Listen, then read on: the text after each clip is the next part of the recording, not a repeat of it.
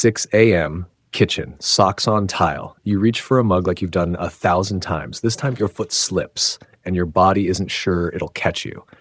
But that has nothing to do with strength. My father taught me that on a floor that wasn't his. What's actually taking your independence? Stay. It changes how you move tonight. I'm Atlas Reed. Subscribe, you belong here. Point 1.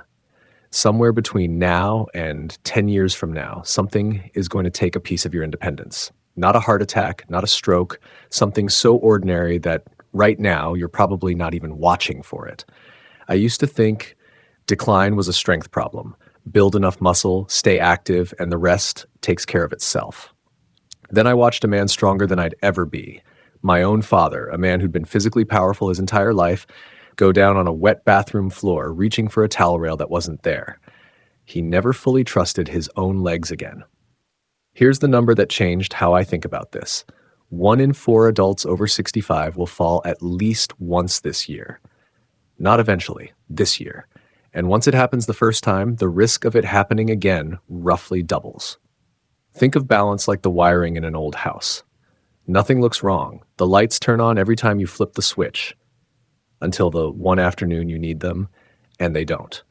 By then, the problem was never really the switch. It was already in the walls. This isn't a fringe problem either. Non-fatal falls among older adults cost the U.S. healthcare system an estimated $50 billion a year, and men enroll in structured fall prevention programs at consistently lower rates than women do. Nobody built this system with men in mind. Part of why so few men my age have ever heard any of this. So if strength isn't the real predictor here, what is? And why does almost nobody check it before it fails? Point 2. Balance isn't one thing. It's 3 separate systems running underneath everything you do without you ever noticing them. Your inner ear, your eyes, and the nerve sensors in your feet and joints that tell your brain where the ground actually is. There's a clinical name for the inner ear piece specifically, presbyostasis, the age-related decline in the vestibular system that keeps you oriented in space. Balance doesn't fail all at once. It fails one system at a time, quietly, vision, the inner ear, the muscles, until one ordinary afternoon asks for more than what's left. There's research behind every part of this, so nobody has to take it on faith. Muscle mass declines somewhere between 3 and 8% per decade after your peak, and that decline accelerates again after 60. Walking speed matters more than most men assume, too.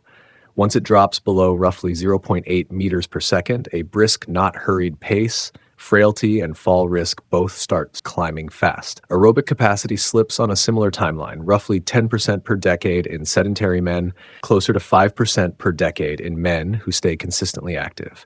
That gap compounds every year you wait to close it. And here's the part almost nobody talks about.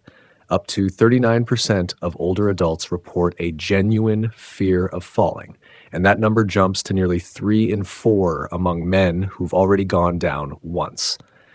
That fear isn't weakness. It's your brain correctly noticing something changed, with nowhere to send that information. If you paid $99 for a program and it only told you stay active, you'd feel cheated. Here's what's actually useful instead. These things are measurable. A grip strength below roughly 27 kilograms is one marker researchers associate with probable sarcopenia, muscle loss serious enough to affect how you function day to day. Rising from a chair 12 to 19 times in 30 seconds is the typical range for men in their 60s and 70s. Fewer than that is worth paying attention to. There's even a push-up standard.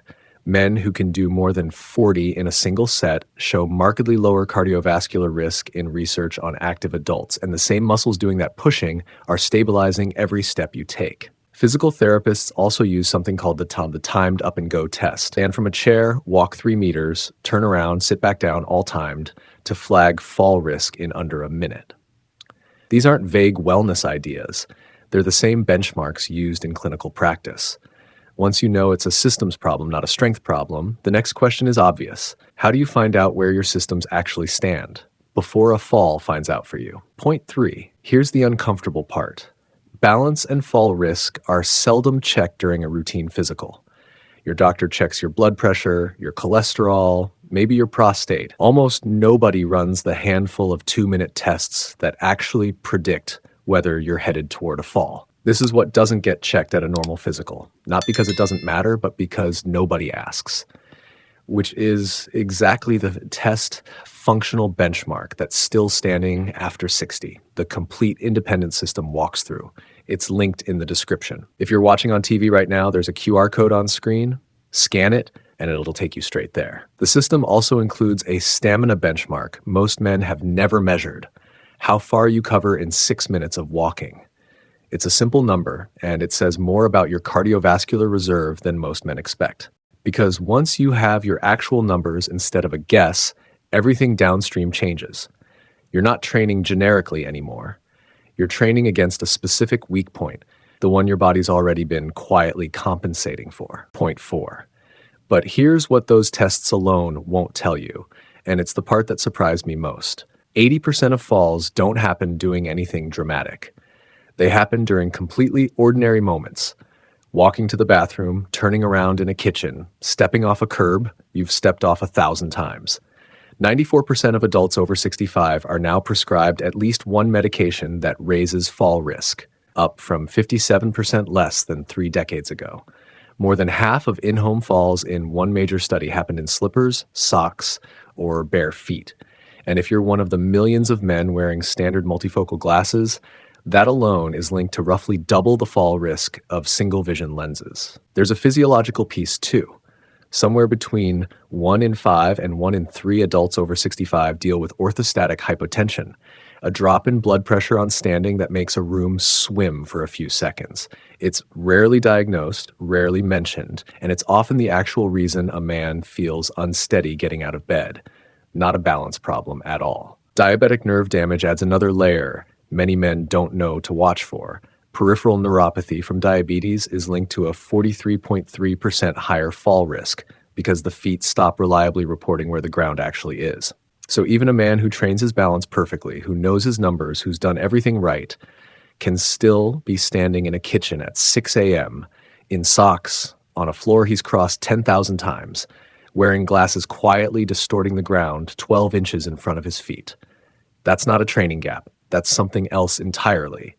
And it's the part most programs never even mention. Try this right now, wherever you're sitting. Stand up. Lift one foot a few inches off the floor. Time yourself, out loud if you have to.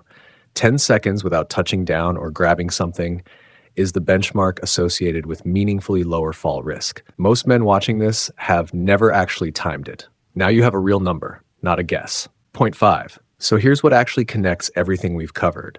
It's not that your muscles got weaker, though they did. It's not that your eyes or your inner ear got less reliable, though they did too. It's that 3 separate systems started declining quietly. At the same time, nobody was checking any of them, inside a home environment that was never built to catch a mistake. And that combination is the real reason independence disappears after 60. Not one dramatic failure, a slow, silent stacking of small ones. And it goes further than falling. In one study following over 19,000 older adults, slow gait speed was linked to a 63% higher risk of dementia, and weak grip strength on its own to a 43% higher risk. To be clear, that's not a diagnosis, and a slow test result doesn't mean anything is wrong today, but it does mean the systems protecting your legs are tied to the systems protecting your mind, something most 60-year-old men have never been told. And if a fall does happen, most men don't know what happens next either. 4 in 5 falls don't cause a serious injury. But in one landmark study, nearly half of older adults who fell weren't able to get back up without help. Close to 1 in 5 ended up on the floor for an hour or more before anyone knew, and most never reached for an alarm, even when one was sitting within reach. That's not a strength failure, that's a plan failure. Nobody ever walks a man through what to actually do in the moment it happens. My father didn't lose his independence because he was weak. He lost trust in his own legs because nobody, not his doctor, not one checkup in decades, had ever measured the thing that actually mattered. That's not a strength story. That's a screening story. The men still standing on their own at 80 aren't the ones who were strongest at 40. They're the men who stopped waiting for a fall to tell them where they stood and started finding out on their own terms. That's not a program you finish. That's who you decide to be. So the real reason you're losing independence isn't a mystery anymore. It's 3 systems declining quietly inside a home that was never designed to catch the mistake and nobody ever taught you to check any of it. That's exactly the gap still standing after 60. The complete independence system was built to close your actual numbers, training that targets your weak system first, and the home changes that remove the risks we just covered, all in one place, linked in the description, or scan the QR code on screen now. Osteoporosis in men is rarely diagnosed before a fracture happens. As few as 2% of cases catch it in time because almost nobody screens for it in men at all. That's not a distant risk. That's the cost of waiting, measured in a bone you can't get back. Not fear, just arithmetic. If this is the kind of training intelligence you want every week, subscribe. We put out videos weekly, and everyone is built for men serious about staying independent. I'm Atlas Reed. Keep doing the work.